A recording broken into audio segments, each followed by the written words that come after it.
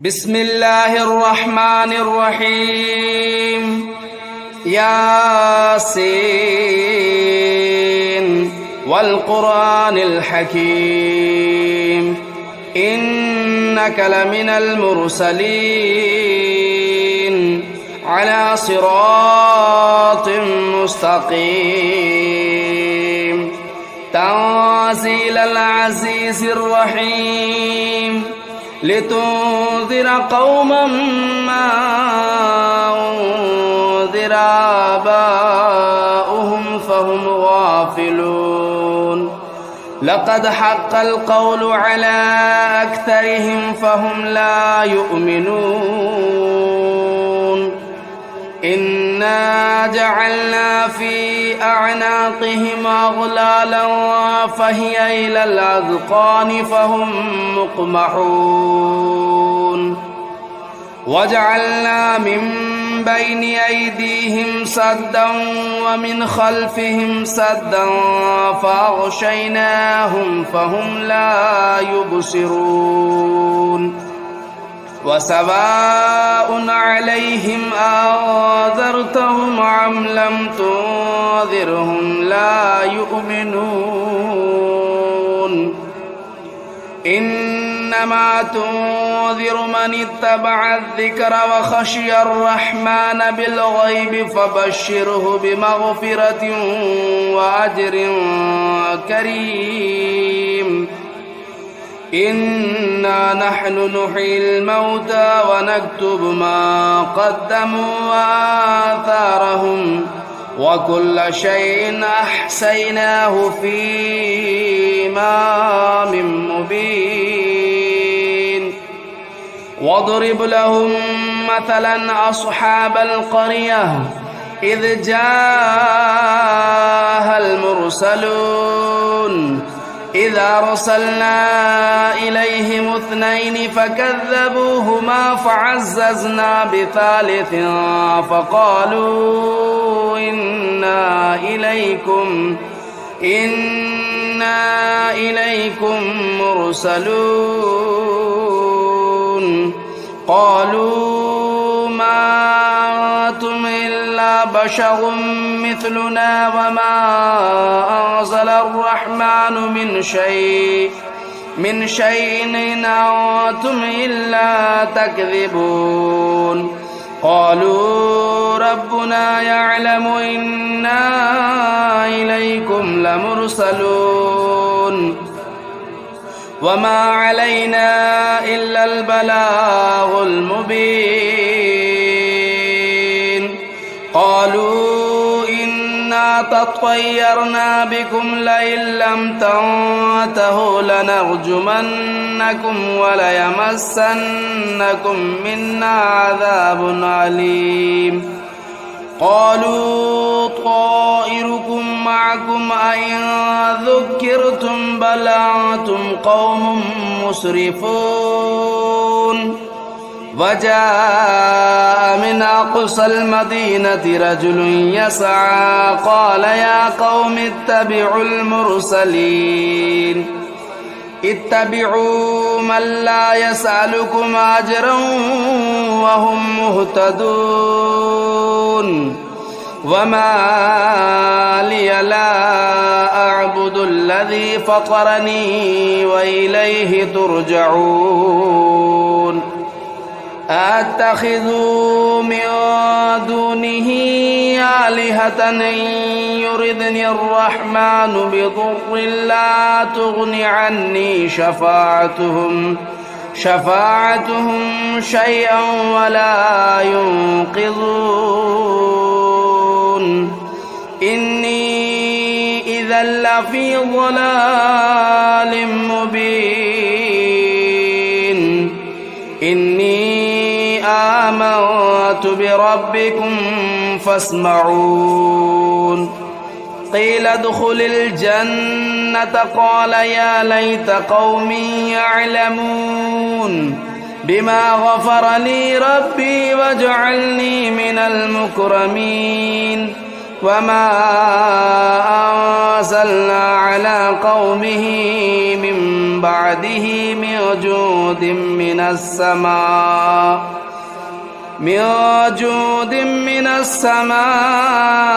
وما كنا منزلين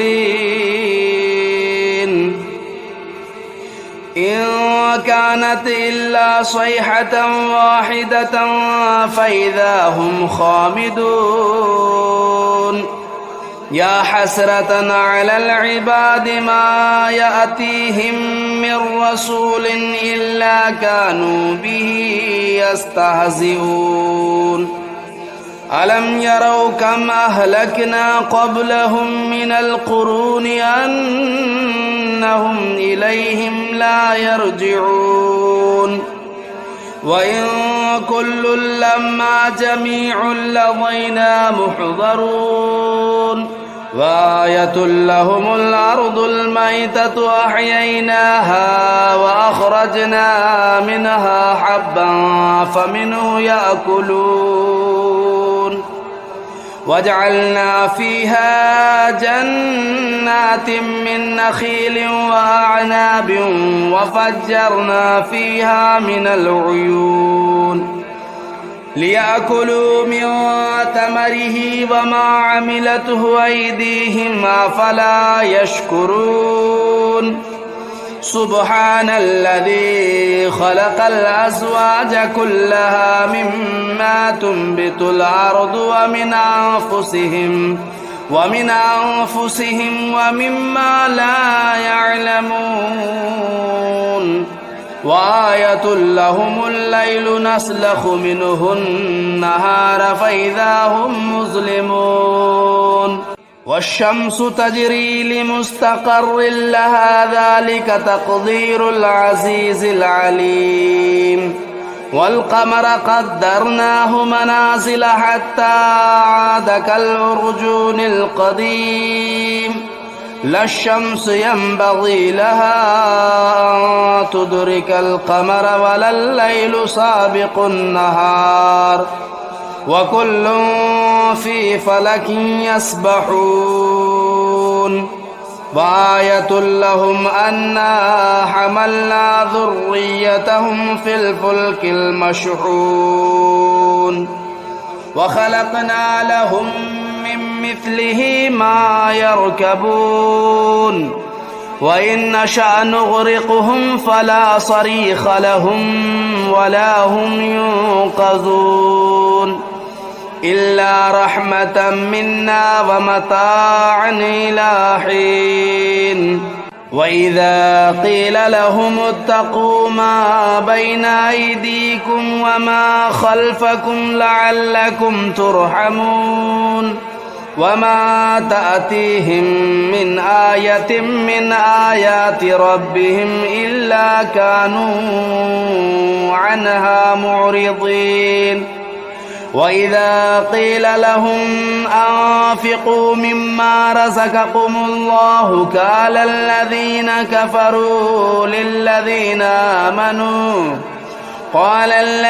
كفروا للذين آمنوا أنطعم من لو يشاء الله أطعمه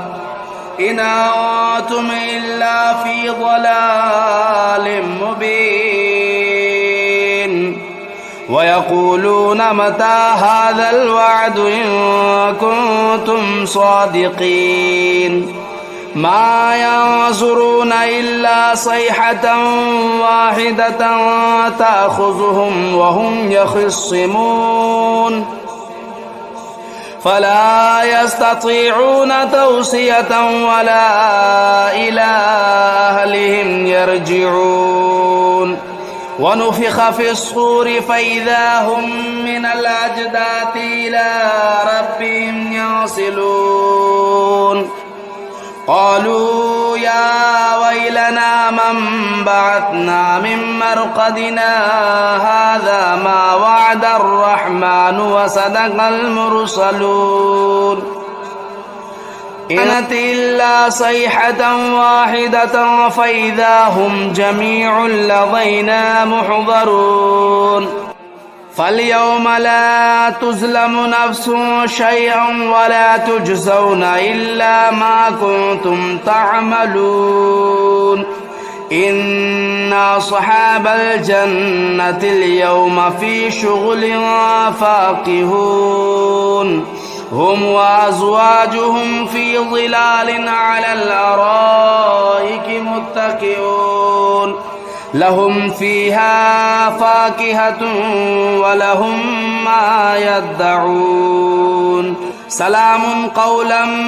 من رب رحيم وامتازوا اليوم أيها المجرمون ألم أعهد إليكم يا بني آدم ألا تعبدوا الشيطان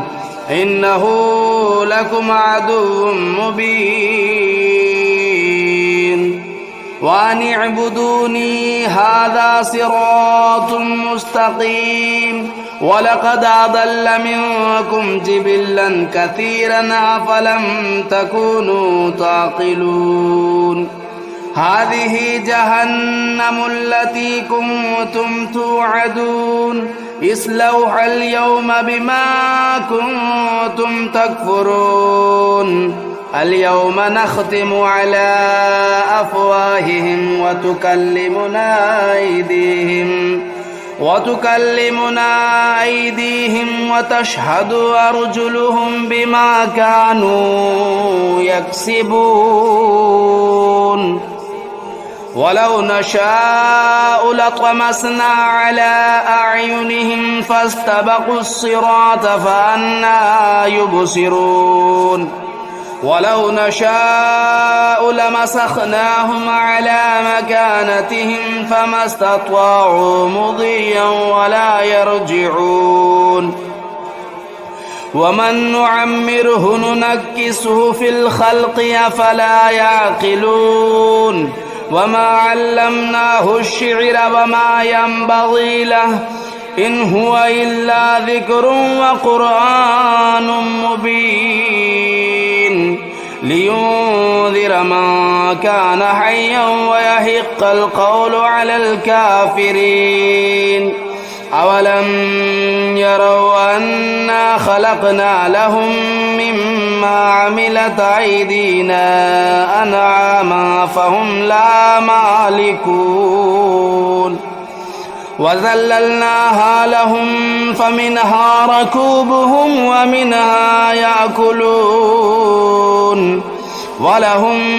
فيها منافع ومشارب أفلا يشكرون واتخذوا من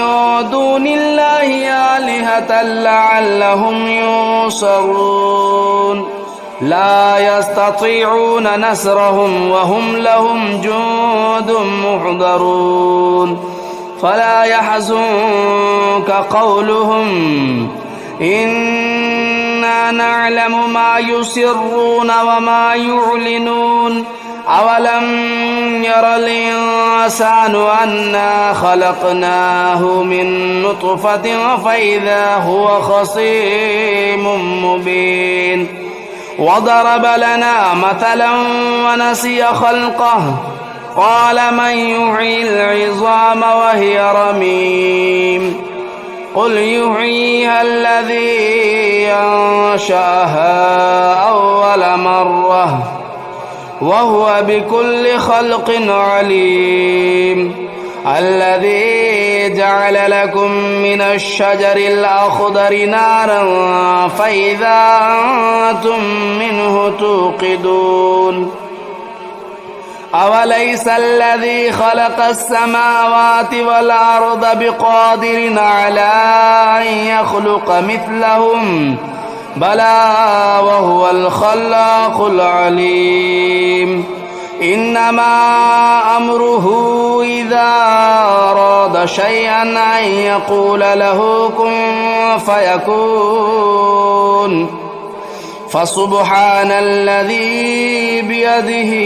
ملكوت كل شيء وإليه ترجعون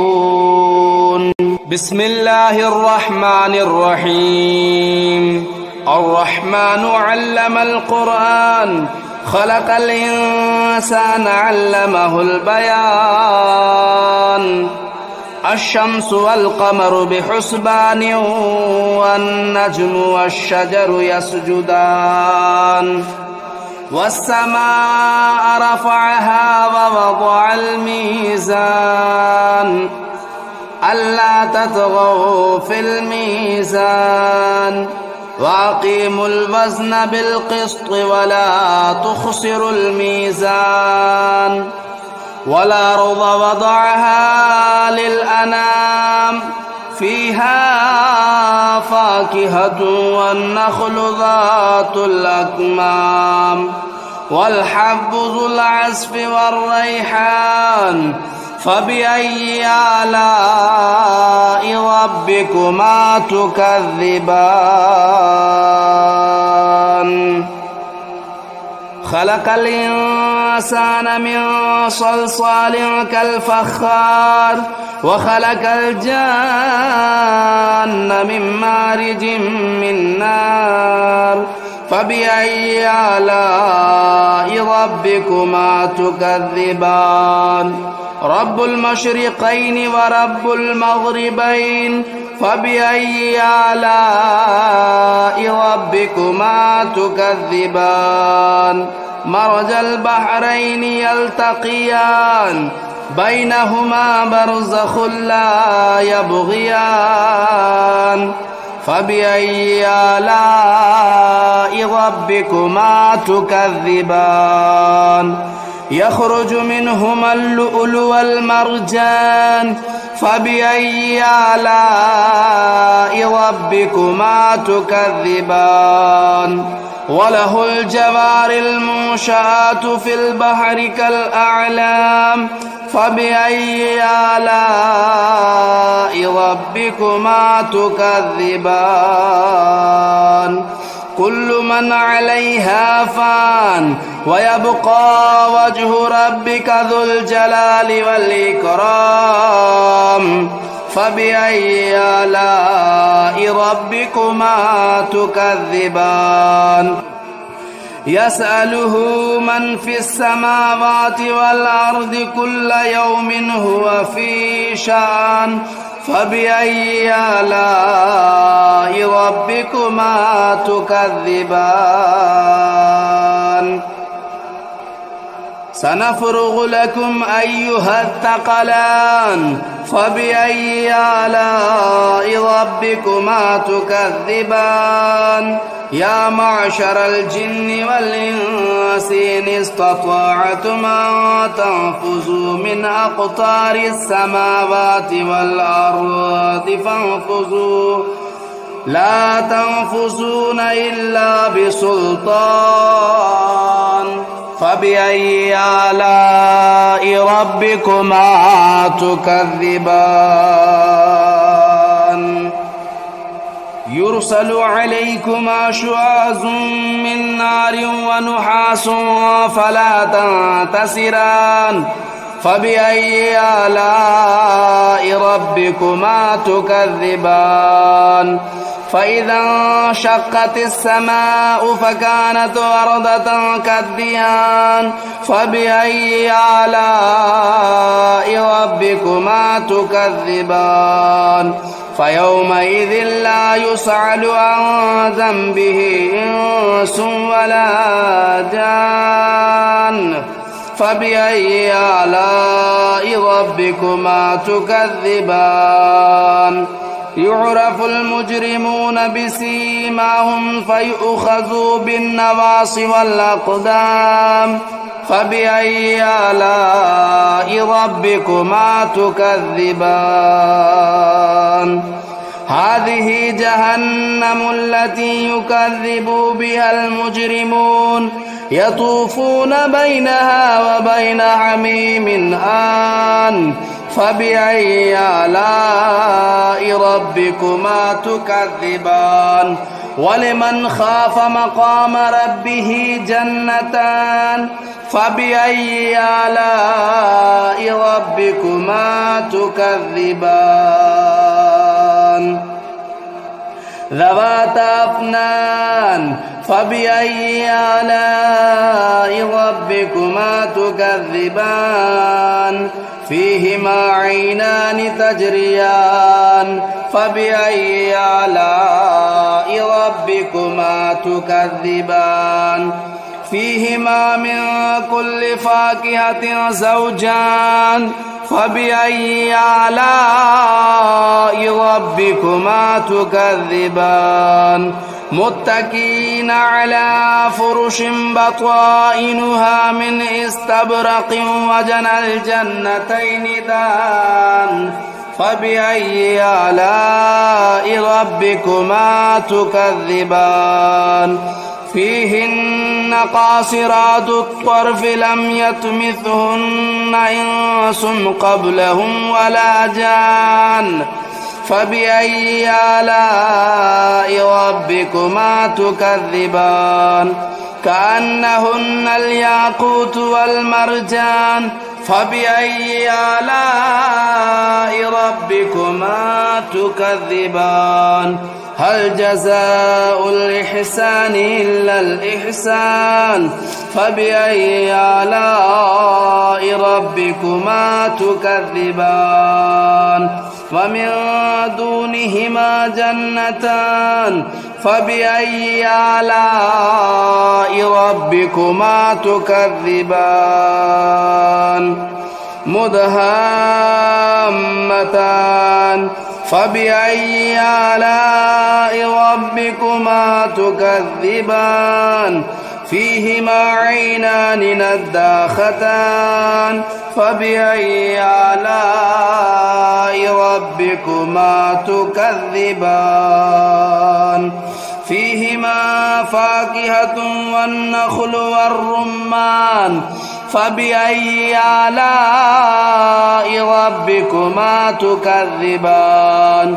فيهن خيرات حسان فبأي آلاء ربكما تكذبان حور مقصورات في الخيام فبأي آلاء ربكما تكذبان لم يطمثهن إنس قبلهم ولا جان فبأي آلاء ربكما تكذبان متكئين على رفرف خضر وبخري حسان فبأي آلاء ربكما تكذبان تبارك اسم ربك ذو الجلال والإكرام بسم الله الرحمن الرحيم تبارك الذي بيده الملك وهو على كل شيء قدير الذي خلق الموت والحياة ليبلوكم أيكم أحسن عملا وهو العزيز الغفور الذي خلق 7 سماوات طباقا ما ترى في خلق الرحمن من تفاوت فارجع البصر هل ترى من فطور ثم ارجع البصر كرتين ينقلب إليك البصر خاسئا وهو حسير ولقد زينا السماء الدنيا بمصابيح وجعلناها رجوما للشياطين وأعتدنا لهم عذاب السعير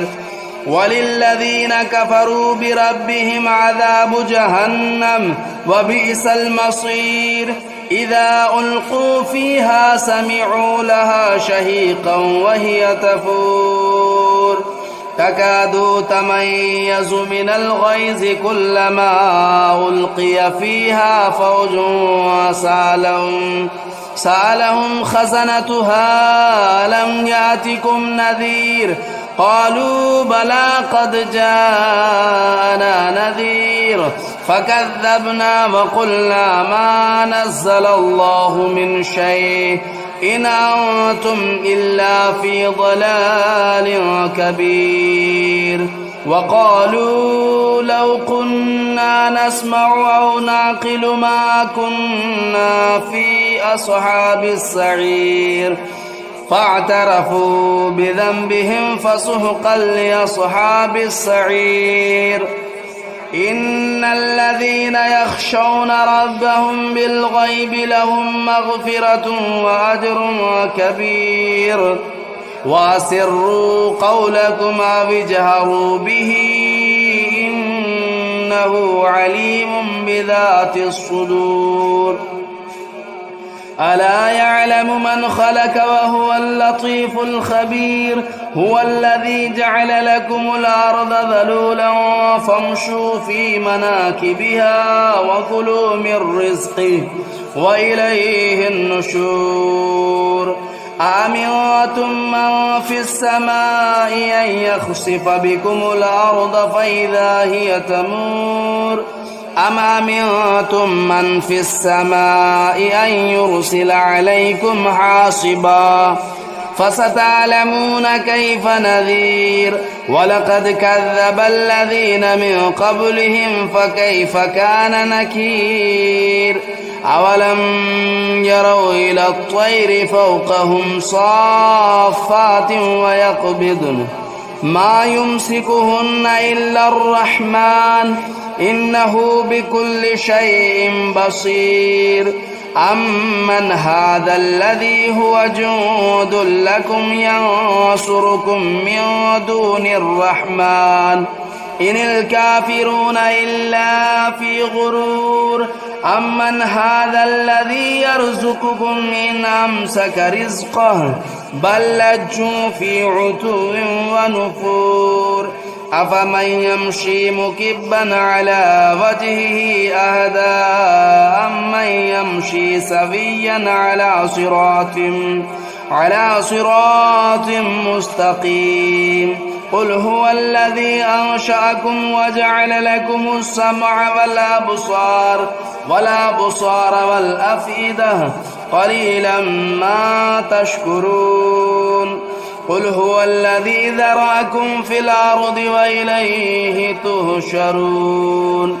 ويقولون متى هذا الوعد إن كنتم صادقين قل إنما العلم عند الله وإنما أنا نذير مبين فلما رأوه زلفة سيئت وجوه الذين كفروا وقيل هذا الذي كنتم به تدعون قل أرأيتم إن أهلكني الله ومن معي أو رحمنا فمن يجير الكافرين من عذاب أليم قل هو الرحمن آمنا به وعليه توكلنا فستعلمون من هو في ضلال مبين قل أرأيتم إن أصبح ماؤكم غورا فمن يأتيكم بماء معين